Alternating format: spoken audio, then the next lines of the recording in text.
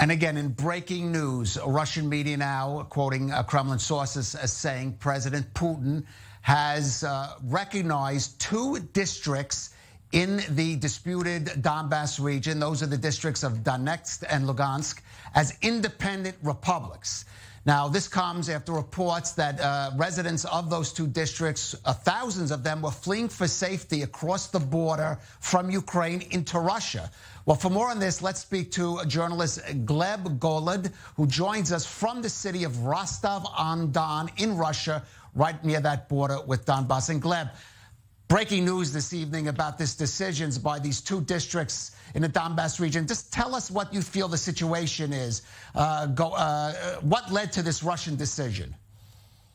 Hello, I don't want to sound as an alarmist, but I guess we're preparing for war now.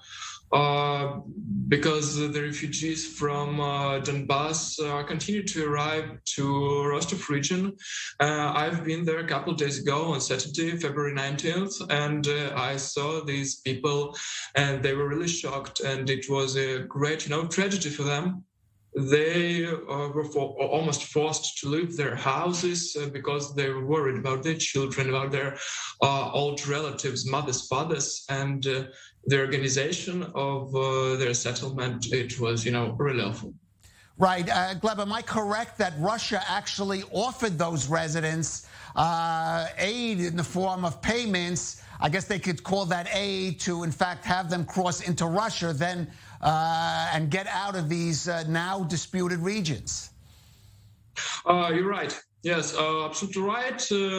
We offered them, Russian authorities offered 10,000 rubles of the first aid and settlement camps for the refugees. Yeah, and now there is a lot of volunteers helping them to stay here.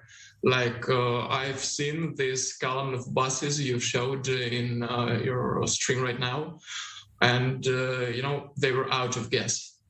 Gleb, they were out of gas the first day. Well, so this refugee crisis and now this recognition by the Kremlin of these 2 districts in Donbass as independent, I guess, republics or entities, does that give justification? I mean, we're speculating here for Russia, for Vladimir Putin to order Russian troops across the border to secure their safety, secure their independence?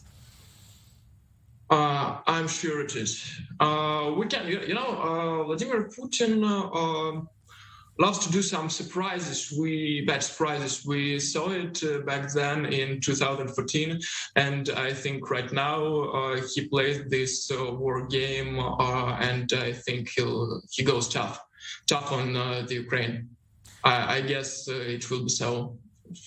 Sorry. Right. I know. I understand this. Just give me a sense here. How much support, if we could talk about it, is there in Russia in general for these hostilities with Ukraine, maybe for even moving Russian troops across the border into Ukraine? People don't want war. People are really afraid. Ones who are supporting Putin's regime and ones who are against, they're shocked. They don't want to live in World War III. It's a great World War II is still a great trauma for the whole Russia, and people don't want to repeat it. Normal people don't want to repeat it, but there are uniques who tell, yeah, we should protect Russian people there. But what really threatens them? What really threatens people in DNR and LNR in these republics? What Russian propaganda tells that Ukraine troops are already there, that they fight, they shell, but we didn't really see the confirmation of this. I guess Gleb, I guess a big question is, if for the time being, I mean, would a Russian, however, occupation, invasion, liberation of Donbass, would that be the goal, you think, of the Russian government, of the Kremlin and Putin at this time? Once again, can you repeat the question, please? Do you think the goal of this operation ultimately is the Russian occupation and maybe annexation of Donbass?